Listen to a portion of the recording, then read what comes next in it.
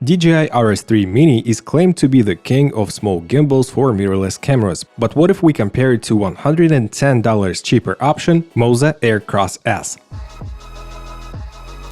What's the most important thing in gimbals? Right, stabilization. Throughout all the tests you'll see, I have the IBIS turned off completely. So here's the first setup, Sony a7S III and Tamron 17-28 f2.8, and it weighs 1 kg and 185 grams. Let's start off with the DJI RS3 Mini with a selfie mode at 17mm, and as you can see guys, it does have some wobbles and it's not perfectly smooth. I would anyway stabilize this footage in post with the DJI gimbal. Now let's have a look at Moza Aircross S, and it's also a bit wobbly, not perfect, let me say more or less the same level of stabilization. Now let's have a look at an orbit shot with 28mm with DJI RS3 Mini, and as you can see guys, it's doing okay, but still it is far from being perfect. You still need to apply some post-stabilization if you want to have a perfectly stabilized clip. But it's more than fine, let me say. Moza Aircross S is giving you very similar results. I would say it's a little bit more shaky, but it's nothing too crazy in terms of difference. I would stabilize both shots from both gimbals in post anyway.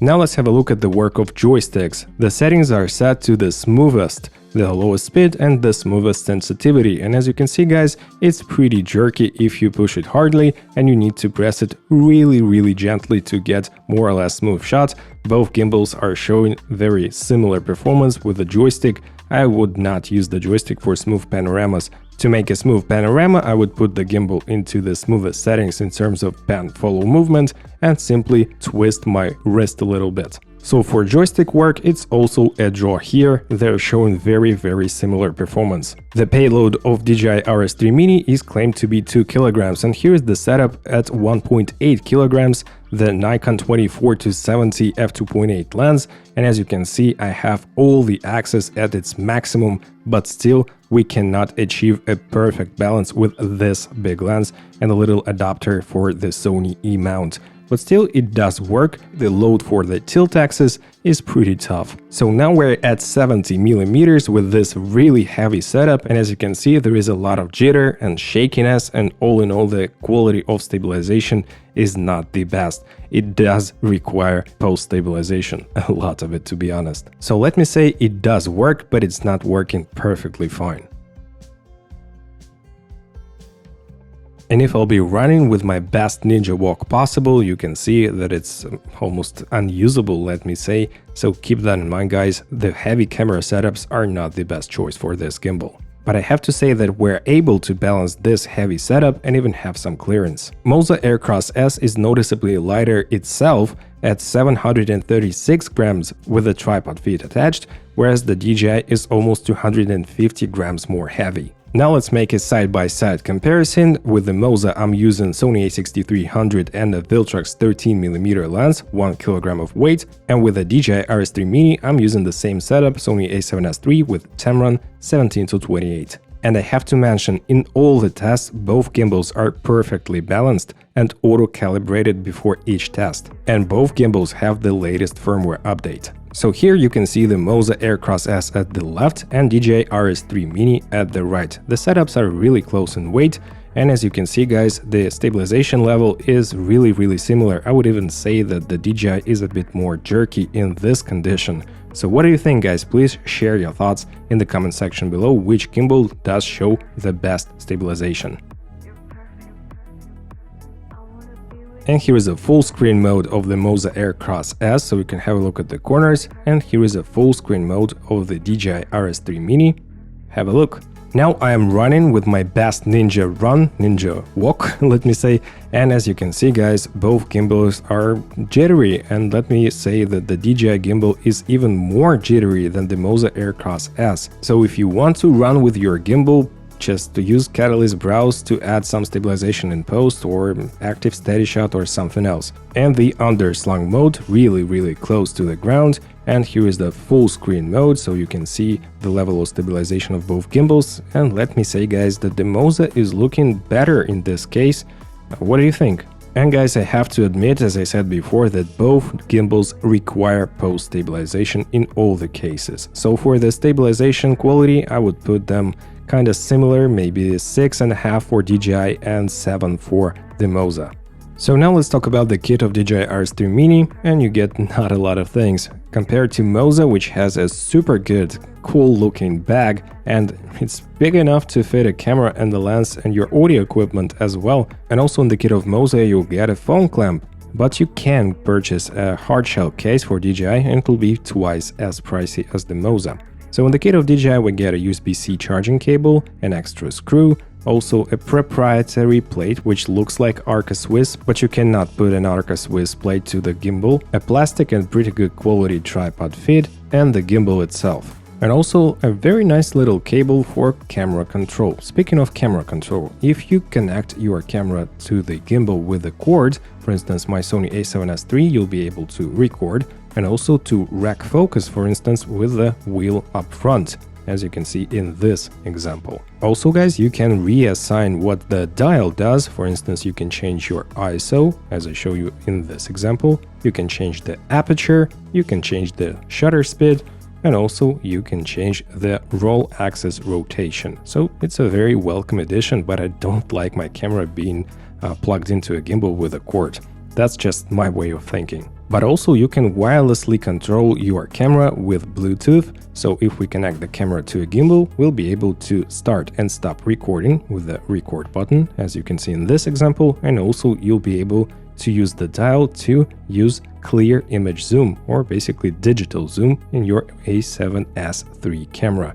Different cameras have different capabilities, so please check the manual or the website. And now guys, a few words about the payload of those two gimbals. The Moza Aircross S is claimed to handle 1.8 kilograms of cameras and lenses combination, but I think 1.2 kilograms is the maximum amount to properly balance the gimbal. The DJI is advertised to handle 2 kilograms, but in my opinion and my experience, 1.5 kilograms is the upper limit and I would not use anything heavier. So in this case, the Nikon D750 with 105mm lens, a pretty heavy setup, is balanced correctly, and we have enough clearance so the viewfinder is not kicking the upper motor, the back motor, and it's doing pretty fine in my opinion, but you saw the quality of stabilization itself, it's not the best one.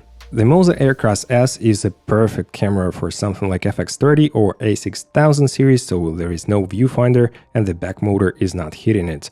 In terms of build quality, they both feature metallic, aluminum, I guess, metal frame for the axis, but the handles themselves are made of plastic, and the Moza is lighter because it's using more plastic, I guess. The DJI RS3 Mini is made out of very high quality materials, all the locking mechanisms, all the axis locks.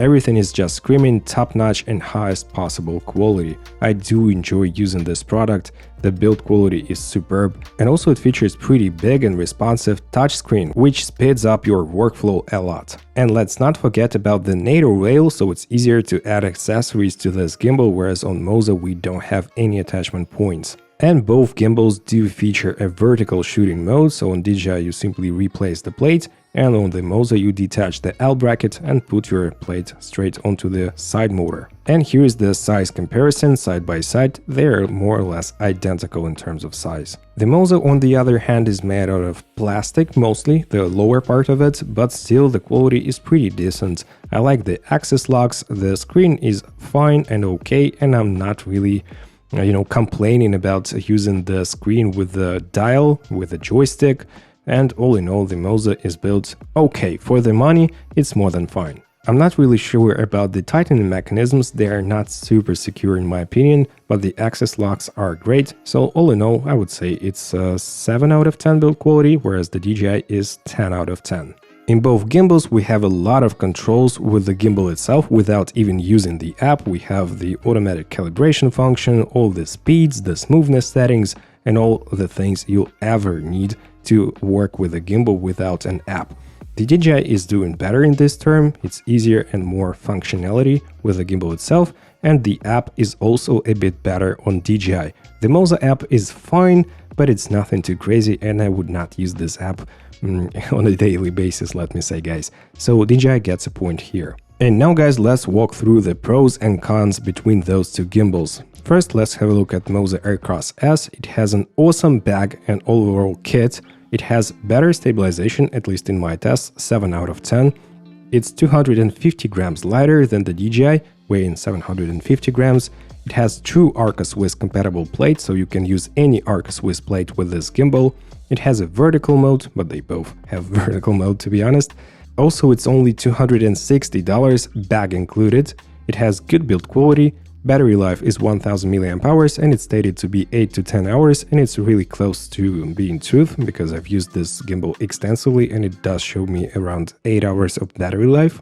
Also, both gimbals do have axis locks, which is handy for balancing.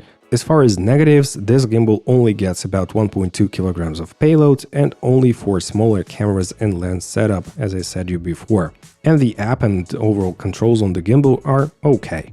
The pros of DJI gimbal is of course 1.5 kilograms of real payload, and you can balance bigger cameras and lenses with this gimbal. It has superb build quality, the battery life is 2450 mAh and it will get around 10, maybe 8 to 10 hours of battery life as well. It has a better app and overall controls with a touchscreen. It has better camera control with a wire or wirelessly. It has a NATO rail for accessories and also does feature a vertical mode. But as for the negatives, it's $369 and $520 with a case, so it's much more expensive. The quality of stabilization is 6.5 out of 10, not the best I've seen. It has no carrying case, no bag, and it's also 250 grams heavier, and it is noticeable, guys. A minor disadvantage is that it doesn't feature a phone holder in the kit, and it has a very annoying proprietary plate, so you cannot use your Arca Swiss plates with this gimbal.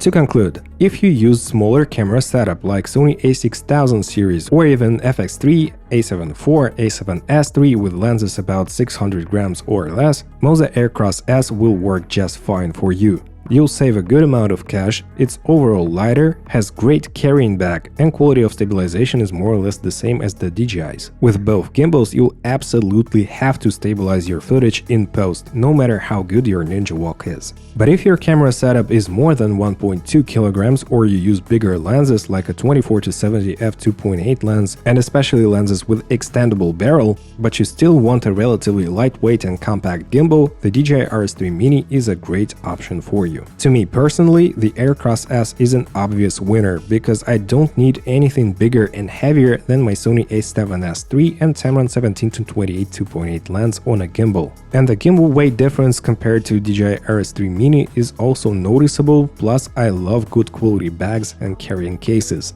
But what would you pick, guys, and why? Share your thoughts in the comment section below. And if you did enjoy this video, please smash the like and subscribe buttons and the notifications bell. Here is the Moza Aircross S video review and comparison against DJI Ronin S, first generation. See you in the next video, guys. Take care. Bye.